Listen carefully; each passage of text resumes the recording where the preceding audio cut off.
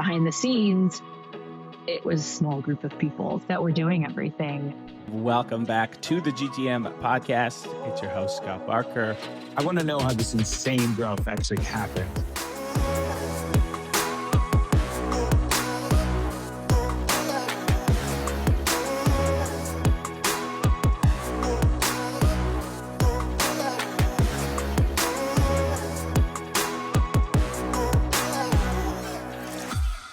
Welcome, my friends, to a very special monthly bonus episode.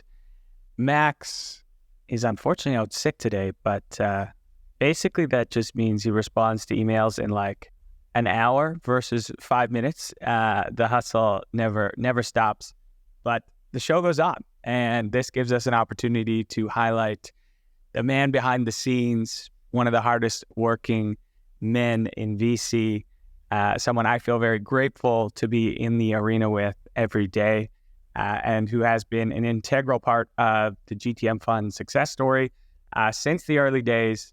I am joined by our principal and platform director, Mr. Paul Irving. Paul, welcome to the show, man. How we doing? What's going on, my friend? It is good to finally be here. It's funny. I've been working with Max. We've been doing this for a couple of years together. It took a couple years to learn that he is, in fact, a human being that does get sick every once in a while. So happy to step in. Big shoes to fill, but should be fun. It's gonna be a good one. Yeah, it's pretty wild. I think I've still seen him on Slack way more than he should be. He should be resting. So if Max, you're listening to this, go to bed, get some rest. But man, this is pretty cool, and not everyone knows this, but you and I have been close friends for, what has it been, like 15 years now? It's been a long time. Some people are saying too long. Not me, but I've heard that. And it wasn't always so rosy, which is the best part. We were at a point in time early in that 15 years. We were mortal enemies, my friend.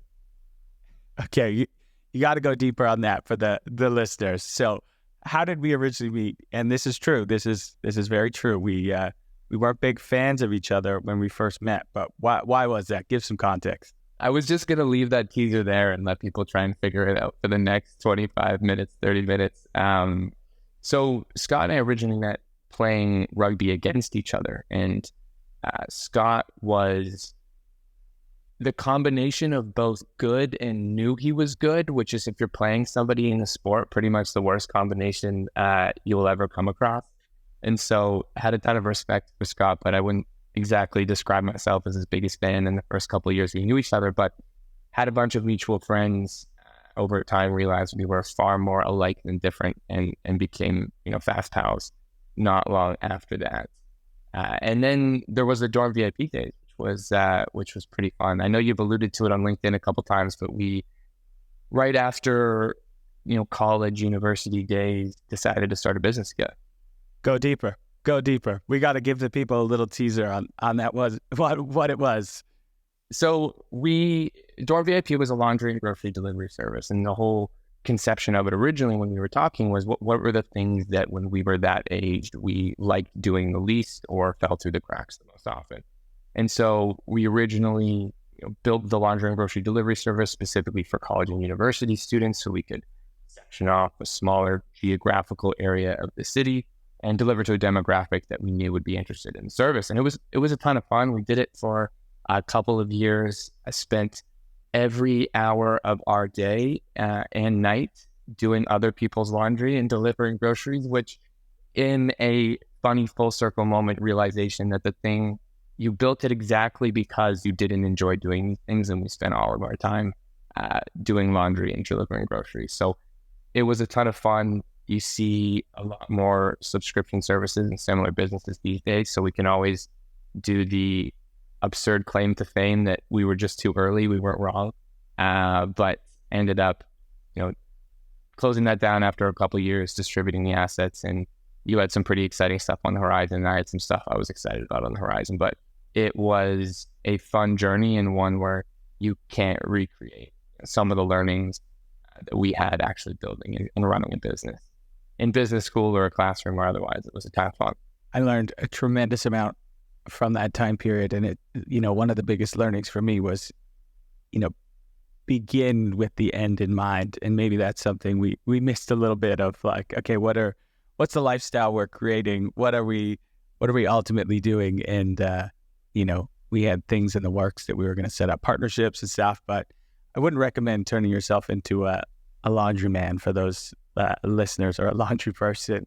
But nonetheless, learned a tremendous amount. And then, then we go our separate ways. So you spent some time at BC Children's Hospital, actually, in like a project management function. I figured out from kind of the DormVIP days and before that, sales and marketing was kind of my strong suit, and I wanted to go learn more from great leaders, and, found my way into tech. And then ultimately you went the finance route. But before, how did the kind of project management role at BC Children's Hospital, how does that help you today? It's interesting. As I've gone on to do a bunch of other things in my career and have a lot of fun doing them, realize that almost everything has some aspect of project management to it. So it was a really great organization to work for. I was building mental health programs, resources, educational programs across Canada and across BC, the province we live in.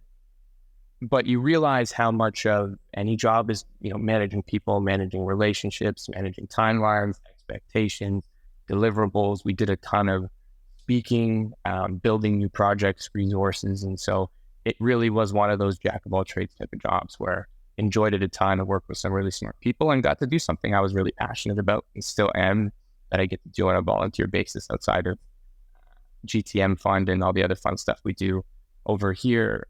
But the project management skills I built, it's just so day to day and so applicable to a million different things. And yeah, I've been grateful for that role and the things I learned from it ever since. We're lucky to benefit from a lot of that operational rigor that you bring to a lot of our programs. And then, so what were you doing before joining the fund? Because then you spent some time in finance. Yeah, so went back to school, studied finance, and then ended up at the Royal Bank of Canada portfolio management role, helping invest portfolio with a bunch of really smart people. It was across private markets, public markets, debt, equity, alternative assets, the whole gamut of asset classes.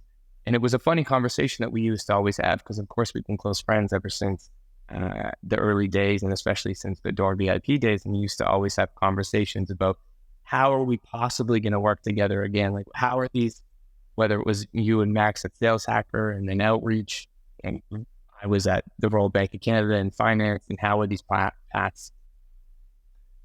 paths possibly going to cross again? And so when you and Max started GTMfund, we were having more and more conversations about what that was growing into, where I could potentially help, and got to join the two of you, about 7-8 months into the journey. And it's been a lot of fun. Yeah, we made it happen. I went the SaaS route, you went the finance, and now we get to bring the band back together. And, now able to do a lot of cool things. I look at last week, we were in 4 cities in like 7 days. We hosted an event in San Francisco with one of our partners, Bain Ventures. And of course, we always bring a few of our LPs and founders together. And then we were able to partner with Cognizant and Sendoso to put on events in LA and Denver with about 25-30 of our operators and founders in each city. And, I think it was such an interesting time period, because it feels like everyone is trying to figure out what to do with this down market we're in. Obviously, the proliferation and evolution of AI is on everyone's mind.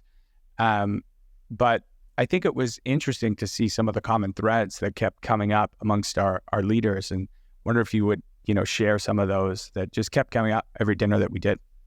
Yeah, and that was what was maybe the most interesting about it, is the prompts weren't leading in any particular direction. It was just the things that were on a lot of our revenue executives, revenue operators, and our founders' mind. The first one that came up every single time was AI's influence on the GTM stacking process. how does it impact the current tools that most revenue teams are leveraging already? What does the next pipeline of product innovation for those tools look like? What are the up and coming startups that are leveraging AI that our leaders could take more advantage of, or that they should be taking advantage of? So that one was really pervasive in every conversation we had. The second one, which I would love to bounce it over to you on how these are interconnected, because I think we talked about how they were, is how partnerships and referrals are going to play a huge role in the future of pipeline creation and deal velocity. So as AI changes the GTM stack and the tools we're using, how those relationships we're leveraging will play an even more interesting role in go-to-market for a lot of companies. And then the last one, which again probably ties more to the downturn side of things, but a lot of great companies have been thinking about for a long time, is how does tech finally break into non-technical industries? There's a lot of fantastic products and companies that have built wonderful books of business and customers, but mostly within the tech industry, that understand the playbook, that understand the motion, that speak the same language. And there's still so much meat on the bone to be had for tech to penetrate traditional industries, traditional verticals that aren't nearly as tech enabled as your average software startup or even IPO stage, late stage software company. Yeah, and man, there's a lot of different directions we can go there. I think one of the things we kept hearing and talking about was,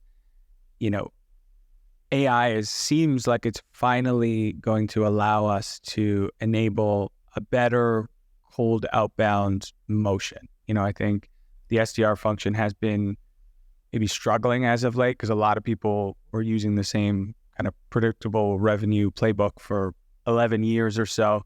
And it feels like some of the best companies invested pretty heavily into community over the last little while. And I think some of these AI tools are just going to help us map out, call it community networks, understand them better, and then be able to find kind of your easiest access point into an account, which is something I'm super excited about. We use it pretty extensively at Outreach in our own way. And I think AI is just going to enable that motion more and more.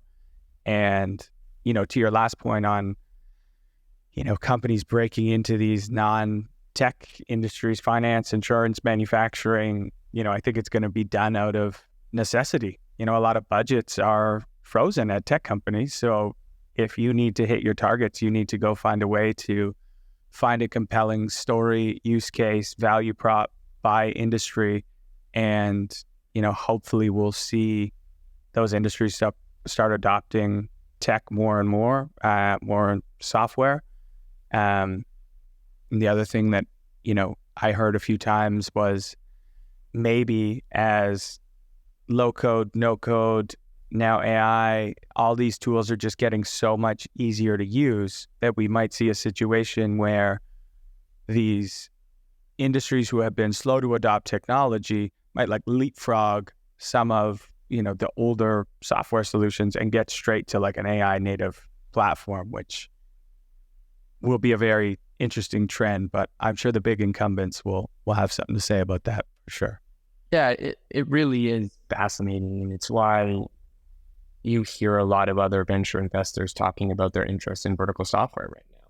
There's a lot of companies who have been very successful targeting a large enough market, but a specific market, and building the tool for those users and for those customers, and how much power you can really leverage when something is built for a very, very specific purpose that fits an industry and their workflows. So those three things, I just want to, reiterate them. So AI's influence on the go-to-market stack and process, 2, how partnerships and referrals will play a huge role in the future of pipeline creation and deal velocity. And then how tech companies are going to finally break into more non-technical industries. And, my plan is to go deeper on those 3 subjects in future podcasts, as well as our GTM newsletter. A quick plug, if you're not subscribed, go check it out. We are also doing a giveaway. So if you post the GTM newsletter on LinkedIn or Twitter, we're going to be giving away some GTM AirPod Pros at the end of the month. But Man, just in terms of events, I want to get to, updates on the fund and some of the interesting things we have going on. But we're back on the road again next week. We have 8 more of these dinners planned throughout the year in various cities. We've got our big retreat coming up in Napa in September. And you and I are actually flying over to Hong Kong. And GTMfund is being hosted at the U.S. Embassy, which is kind of crazy and pretty cool.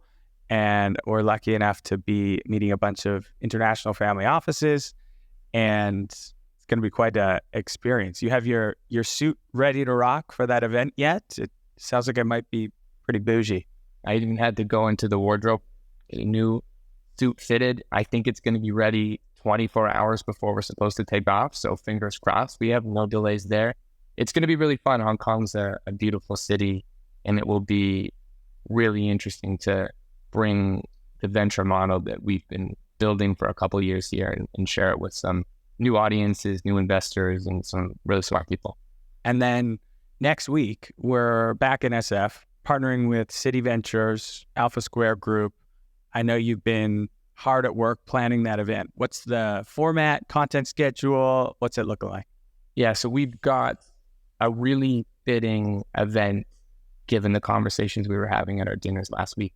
Generative AI, disrupting the future of GTM. We're going to do a couple of panels. We have some amazing guests. The first one's going to be a venture panel, so investing in the new innovation cycle within RevTech. We're going to have Nina, who's a partner from Index. We have Zia, who's a partner from A6Z. We've got Vibor, who's the head of AI and ML and data at City Ventures. And Shirley, who's an investor with Alpha Square Group. It's going to be a great conversation. And then the second one, an operator panel, which is just going to be revisiting some of the really interesting conversations we had already. A couple of founders, Quinn from Tavis, and we've got KD from Simplified, really interesting tools, leveraging AI within the GTM stack. And then we've got Ricardo from Commvault, the CRO, and we've got a surprise guest as our last panelist. It's going to be a couple good conversations. And then, of course, as always, can't have some panels without a little bit of networking and happy hour afterwards. So we'll have food, drinks, and some big conversations once those wrap up. Hell yeah. Excited. I'm not excited to get back on an airplane, but I am very excited for that event. Hopefully we have better luck with our flights. Last week we got the short end of the stick for sure a few times. But no, that's awesome, man. So outside of events, what else has happened this month in the fund? I always like to give a bit of behind the scenes. We've been building this thing in public since the very beginning, so let's keep it going. So we launched our new webpage. We launched it the 1st of May, which has been really exciting because there's a couple of years of thinking and building that always go into a rebrand. It's something we talk about internally all the time. GTMfund was really an MVP fund at the very beginning. It was, Mac got a bunch of incredible revenue leaders that you had built within your network. And the first logo was written on a deck in Canva. I think the period came from originally just to make it look more like a logo after you wrote GTMfund, which I love that part of the story. And that branding website got us, 2 years, 2 funds, over 100 incredible companies and founders we've gotten to work with, 250 plus GTM executives we've gotten to work with. And it felt like the right time to launch the public version of the latest version of GTM.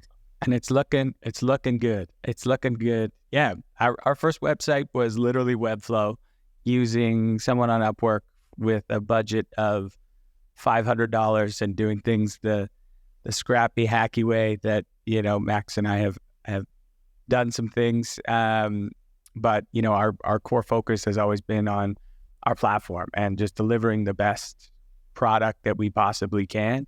And that's the flow of value from these incredible operators into our founders' brains and helping them with their go-to-market execution. And it's fun now to finally be able to spend a little time on, branding, positioning, and showcase that to the world now. And jury's still out on who put the iconic period in front of the logo. Max claims he did it, but he's he's not here to argue his side, so I'll leave that where it is. But no, it's been super cool. And then deals. How did deals look like in April? So we did one deal in April. We've got 4 more we're talking to and deep in diligence with. I know it's something that we talk about pretty frequently, but there is an incredible amount of talented entrepreneurs and operators out there starting companies, looking for early partners. And so it's been a fun time to invest. And we're excited to be able to share a little bit more as soon as we can go public with those particular investments. The other thing that was neat this month, which we've talked about all the time with our founders, and especially new founders that we're meeting when they ask us, let's talk through the value of having GTMfund as part of the journey. And one of the simplest ones is what you aptly coined as ungoogleable answers. It's the idea that so much knowledge from these operators who have been there, done that, isn't something you can just find easily on the internet. Google, even ChatGPT, as wonderful as ChatGPT is, it's not going to give you the level of detail, specificity, quality that you're going to get from someone who sits in that role day to day. And one of the easiest ways we can unlock that knowledge is the Slack community, where we can go to a particular operator, go to our marketers. A good example one we just did this past month and shared was one of our C-stage companies is hiring the first couple of marketers. They wanted to know what they should be looking for, what's the candidate profile, who they should be hiring first, what are some interview questions you should ask. And we got multi-paragraph threads from CMOs, VPs who have built teams at successful companies with exactly the things you should be looking at, considering what interview questions you should be asking, what order you should hire people, and how often or how spaced out those 2 individual hires should be. And we're able to turn around that to our founders within a couple of hours. So it's one of the many things that's fun about this job, getting to work with smart people. But the ungoogleable answers one was one we want to highlight this month because it happens pretty frequently, but not something we share as openly as some of the other introductions, advisory, candidate type relationships. And it's just, it just helps with speed and then also context. I think it's so difficult to ask sort of generic questions or for generic help without knowing more context. And, in the Slack channel, people can get super specific, like I need a PLG comp plan for an SMB AE that's competitive in like the Midwest. And it's just like super, super specific, which you ask that to ChatGPT or Google, you'll probably have to spend, an hour on Google and ChatGPT will probably make something up, but it's pretty cool to see. Awesome, man. So last thing before we wrap up is, the amount of notes we get from partner VCs that we work with, founders that we work with, LPs that we work with that are singing your praises is pretty insane. And I guess I wanted to ask, what do you attribute that to? And I guess we can put it through the lens of what's your career advice for folks, leaders listening to this who want to come in and have an immediate big impact on a company or a firm? Wow, giving away my secrets. I will say working with smart people always helps. And so I'm grateful for all the compliments that we get for the work that we are lucky to do here at GTMfund. But at the end of the day, we get to stand on the shoulders of giants and our operators and our GTM executives. And so they make me look good sometimes too, which I'm very grateful for. But it's an interesting question because I always reflect back on what's the best career advice I got. What's the stuff that I implement day to day? And one of the ones is actually advice that you gave me and we had some intimate conversations about over a decade ago, which is show up. Show up every single day, be there, ask questions, meet your team members, offer help, talk to customers, listen, say yes. And I would say that especially when you start a new role, it's amazing how many people don't show up and show up consistently, not just show up one day or show up one afternoon, show up every single day. It doesn't go unnoticed. And I would say the same for hard work. Those are pretty interrelated. But if you're showing up, you're putting in the effort, you are offering people help. You are asking where you can contribute. You are genuinely listening when they're sharing their own challenges, problems, whether that's a customer or a team member or somebody that reports to you. Those things really get noticed over time. And probably more importantly, there's a really impactful compounding effect of both, where if I'm starting a new job and I can say, coming into GTMfund, having a finance background, there was still a ton of room to learn in other sides of the business.